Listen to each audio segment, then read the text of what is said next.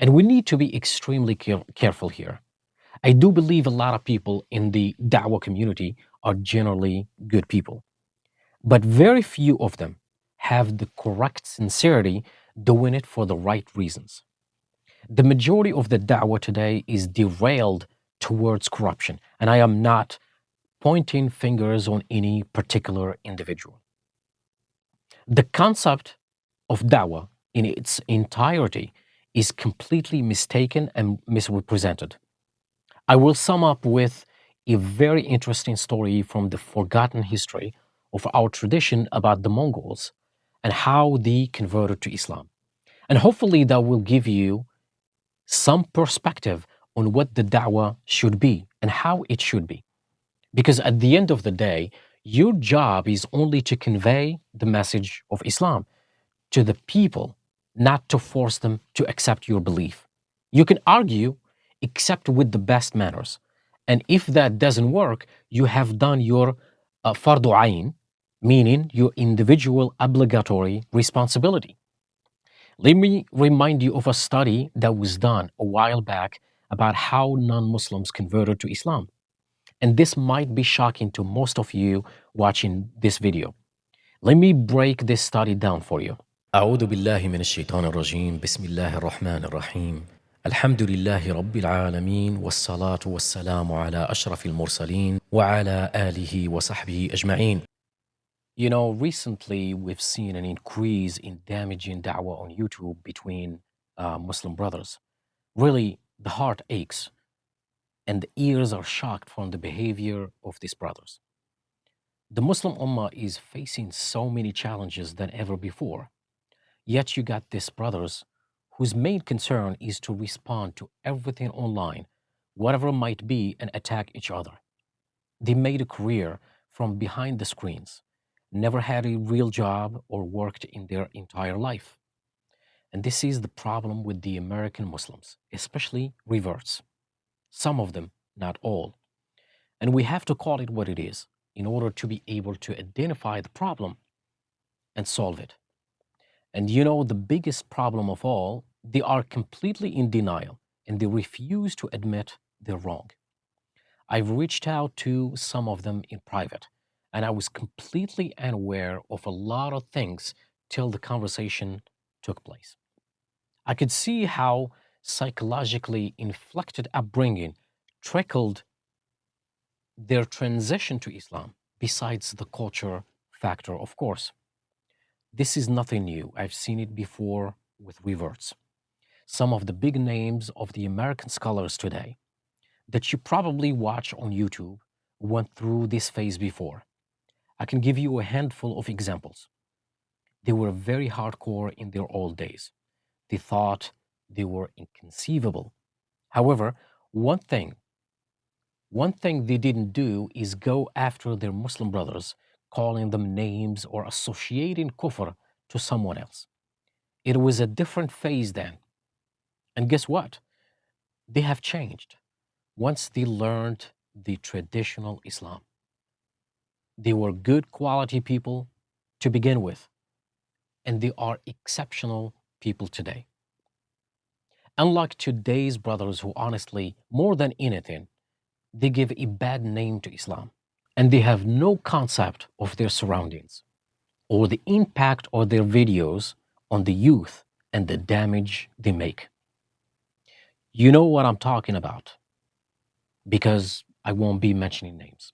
I try to keep my platform clean and purely for teaching the traditional Islam, the way of the Salaf.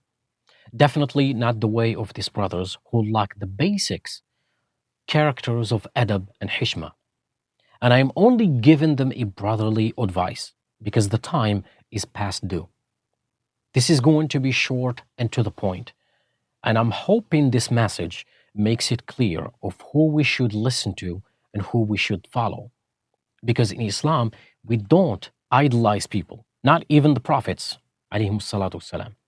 And this is the problem with the majority of Muslims today. They idolize personalities to the point that if you are a fan of this da'i person, you basically dislike and hate anyone who disagrees with your favorite idol da'i. This is a big problem in the Ummah right now.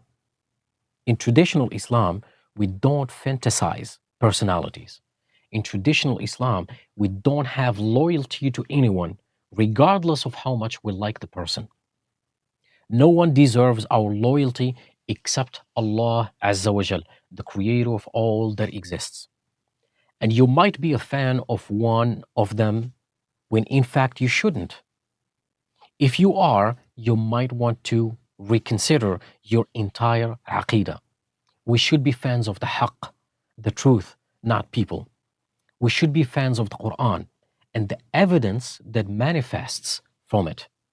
We should be fans of the traditions of the Salaf, not some brothers who converted to Islam not too long ago and think they can change the hard work and traditions of the Sunnah and the Salaf. Their recent back and forth videos refuting and calling each other's names are clear indication of not only their ignorance of traditional Islam, but also their arrogance. It's okay to have ikhtilaf and difference of opinions, but not in the way these brothers behave, where you expose your Muslim brother and go after them as far as calling them names. This is just not the way a Muslim behaves, especially if you claim to have knowledge. And they all claim to have lots of knowledge. If that knowledge does not make you control your words, you are in a very dangerous place. And this is exactly where these brothers are located at this time. And ironically, so many of their followers are taking them as idols. The great scholar Sufyan al-Thawri is reported to have said, knowledge is three handspans. The first breeds arrogance, the second breeds humility, and in the third, you realize you know nothing. When one first embarks on religious studies, one may feel a heady sense of confidence at gaining proficiency in the Islamic sciences that may lead one to arrogance. This is a very scary stage where these brothers are circling the drain. May Allah Azza wa Jal protect us from the fitna of arrogance. Ameen. As one continues on their path of study, one may realize that no matter how deeply one delves into knowledge and how much expertise one attains, one is limited in one's abilities, and it is only Allah Azza wa Jal who has full and all encompassing knowledge. Any number divided by the infinite is zero. In the same way, any knowledge we have attained in comparison to Allah's perfect and complete knowledge is in reality nothing.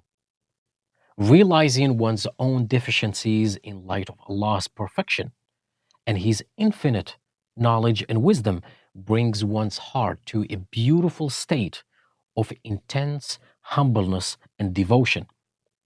And this is the third handspan and the state in which one has truly internalized what Allah Azza wa Jal says in the Quran in Surah Yusuf بعد أعوذ بالله من الشيطان الرجيم نرفع درجات من نشاء وفوق كل ذي علم عليم. We raise in degrees of knowledge whom we will, but over every possessor of knowledge is one more knowing. My sincere advice to these brothers is to refrain from responding to every provoking statement, comments, or videos.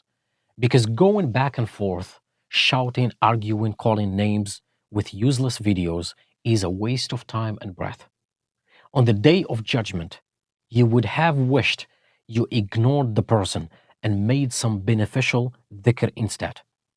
If you insist on responding, however, at least try to keep your differences private.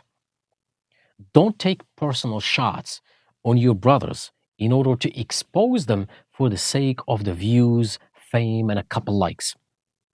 Why let it bleed all over the social media? It does more damage than we might think. It could turn someone completely away from Islam forever. And this is partly due to our short sighted version and complete ignorance of our surroundings. I have personally made an attempt privately, of course, to advise these brothers. Some were very responsive and appreciated the discussion and the reminder. Some others were extremely angry and even called me names. I was in shock, and these people are some of the most watched people on YouTube. If you are familiar with those who are involved in street dawah on YouTube, you will know what I'm talking about. To the point that even some speakers corner individuals got involved and started taking sides instead of offering mediation between the parties. And this leads us to the state of da'wah today. And that's what I want to focus on. And we need to be extremely careful here. I do believe a lot of people in the da'wah community are generally good people, but very few of them have the correct sincerity doing it for the right reasons. The majority of the da'wah today is derailed towards corruption, and I am not pointing fingers on any particular individual. The concept of da'wah in its entirety is completely mistaken and misrepresented. I will sum up with a very interesting story from the forgotten history of our tradition about the Mongols and how they converted to Islam. And hopefully that will give you some perspective on what the da'wah should be and how it should be. Because at the end of the day, your job is only to convey the message of Islam to the people, not to force them to accept your belief. You can argue, except with the best manners. And if that doesn't work, you have done your fardu ayn, meaning your individual obligatory responsibility. Let me remind you of a study that was done a while back about how non Muslims converted to Islam. And this might be shocking to most of you watching this video. Let me break this study down for you. Over 80% of people who were interviewed said no one spoke to them about Islam. That's not a small number. 80% said they were never told about Islam from any Muslims.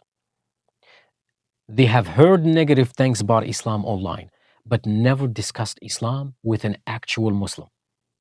What drew them to Islam is the characters and behaviors of Muslims, which led them to investigate Islam.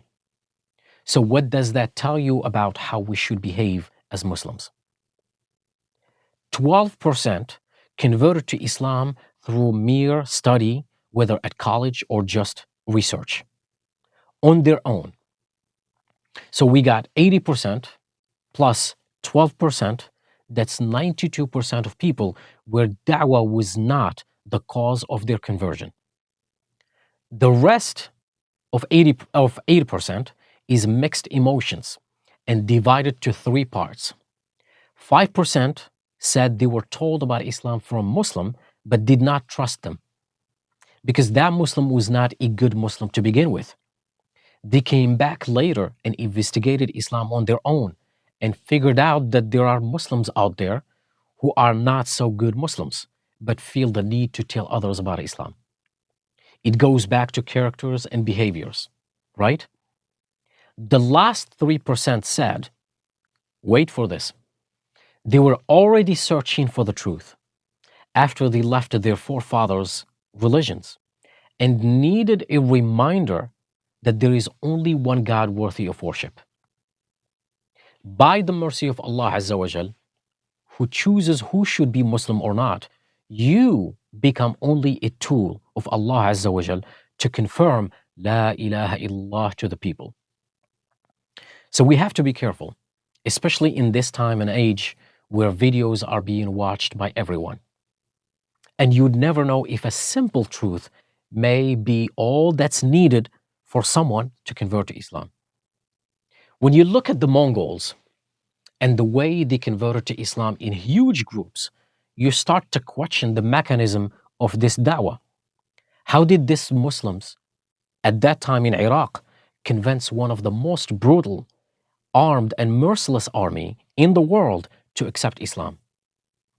Let me give you a hint. They converted the Mongols by shouting. arguing, debating, calling the Mongols names, yelling at them. Well, if this is how da'wah is done, they would have been finished in front of the Mongols, who were ruthless forces. Even Europe at that time, they were praying that the Mongols become Christians so that they don't invade and kill all of Europe. And because of the Kubrawiya tariqa, the Mongols were the ones who spread Islam further east and changing the face of the region forever. If you have ever wondered how Islam reached as far as China, Japan, and other parts in the east, it's because of the Mongols. Sultan Ol-Jato, one of the first great Mongol Muslim ruler, who actually had his baptismal name as Nicholas and later converted to Islam, taking the name Muhammad Khudabanda. Kubrawiya Tariqa was named after Sheikh Najmuddin al-Kubra, a Sufi order that traces its spiritual lineage, or a silsila, to the Prophet Muhammad alayhi salatu wasalam through Ali karramallahu wajhah. The 13th century founder Najmuddin Kubra lived in Konya, Urgench, under the Khwarezmian dynasty, which is present-day Turkmenistan, that was captured by the Mongols in 1221 and killed much of the population. The extraordinary da'wah performed by the Kubrawiya Tariqa is not anything remotely resembling what we do in our modern day.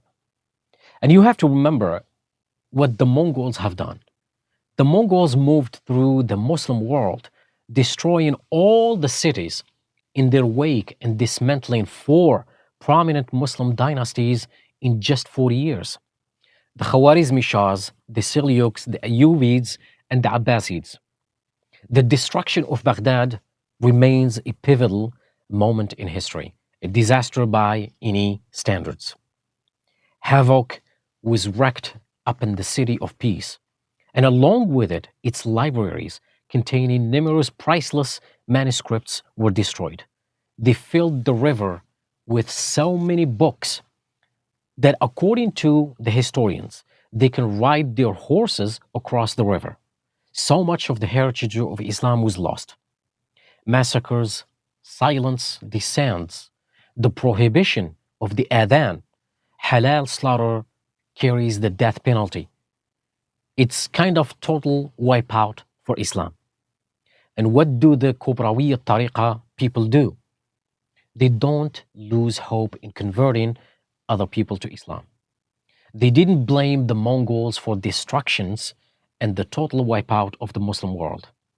They prayed and did da'wah in a manner that is very sophisticated, with patience and hope. What do we do today? We call everyone a kafir.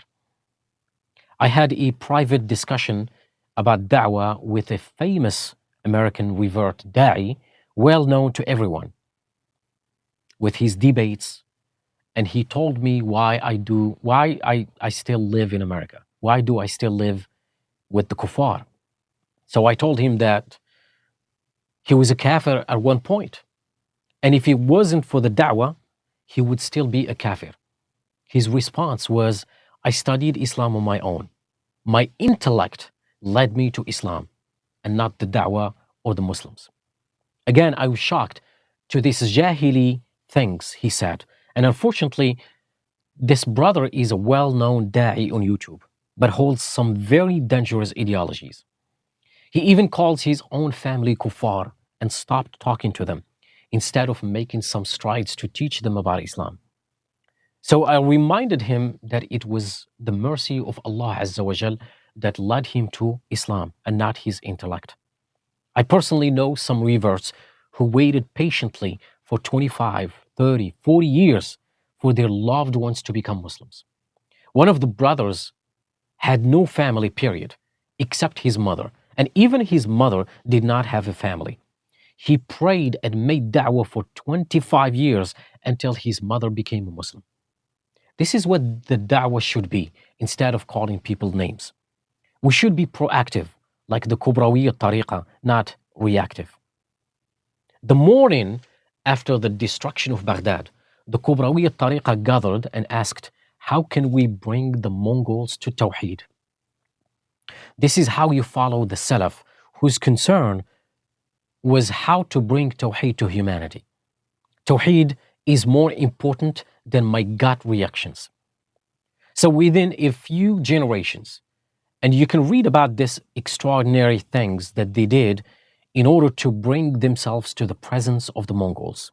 Maulana Rashiduddin, who was summoned by the Mongol Khan, who was surrounded by his kind of pagan and Buddhist and soothsayers and shamans and ministers, and told Rashiduddin, show us how you Persians pray. We've heard you pray like dogs because you're worse than dogs. And you know what Rashiduddin does? Rashiduddin does not get angry. He knows what they want him to get angry. He prays 2 rak'at in front of them while they were making fun of him and never lost hope in converting them. And this is how the Salaf, who followed the traditional Islam, are. And there is a lot more, and we can't really go into that because that's not this story. You can search for the Kubrawiya Tariqa and how finally brought the Mongols into Islam. Even the women, the princesses who married the Mongol Khans, converted to Islam through their maids who never stopped calling their bosses to Islam. If you have been to Beijing, you'll see that there is a New Jay mosque right next to the Forbidden City, which is just a Confucian thing. Why is there a mosque in that specific place? Well, because one of the princesses was a Muslim who had been married to the Emperor of China. She knew she would have never go to a mosque again or probably see Muslims again, but she wanted to hear the adhan. So she paid for this mosque, which is near the walls of the Forbidden City. And it is still a mosque to this modern day, despite all of the stuff that's going on.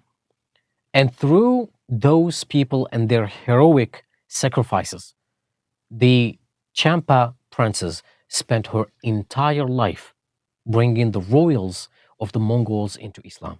She didn't just kind of think, this is so terrible being amongst the kuffar, I should run away, or, she was much concerned about how can I bring them to the truth. That's the difference between them and us, and why they succeeded in this gigantic way. And the Mongols became the Moguls, and they became the Golden Horde, and they became the amazing champions of Islam. This is how da'wah is done, not by yelling, screaming, and arguing, because darkness does not drive out darkness. Only through light can we do that. I pray that we can change the way we look at the da'wah and the people we call to Islam. Till next time, في أمان الله ورعايته والسلام عليكم ورحمة الله تعالى وبركاته.